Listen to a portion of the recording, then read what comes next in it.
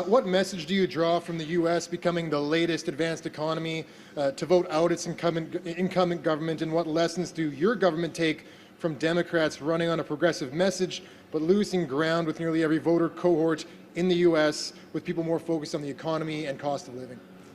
Canadians are absolutely focused on the cost of living, which is why we are stepping up with dental care for seniors. Over 1 million people have already accessed, and more ages coming on soon. Why we're stepping up to provide free insulin and free prescription contraceptives to Canadians across the country whose weekly budgets are squeezed.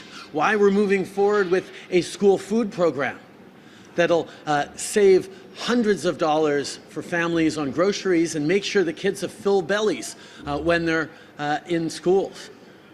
Why we're stepping up with $10 a day childcare and creating more spaces to save families thousands of dollars at a time when costs are so high.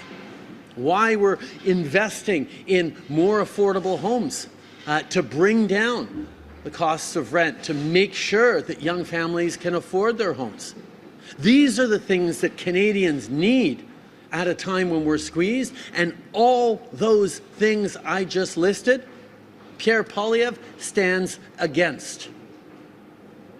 He did everything he could to block dental care.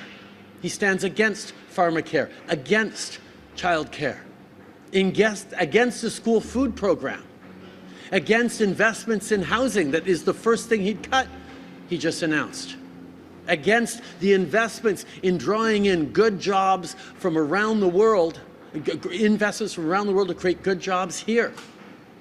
Canadians need a positive plan that'll put money in their pockets and grow the future.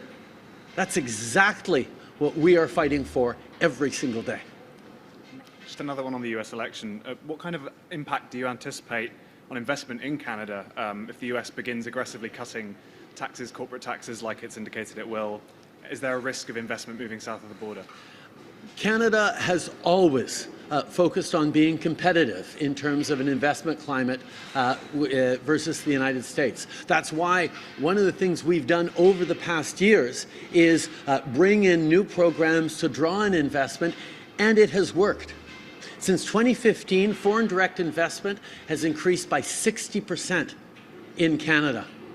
Last year, we were the third largest destination in the world for foreign direct investment, which makes us #1 per capita in the G20 for foreign investment. So the world is taking notice of what Canada's putting on the table. It's why we're leading in electric vehicle battery manufacturing, why we're drawing in so many innovative companies from around the world interested in, yes, our resources, whether it's critical minerals or rare earth elements or energy, or whether they're interested in our AI and quantum computing.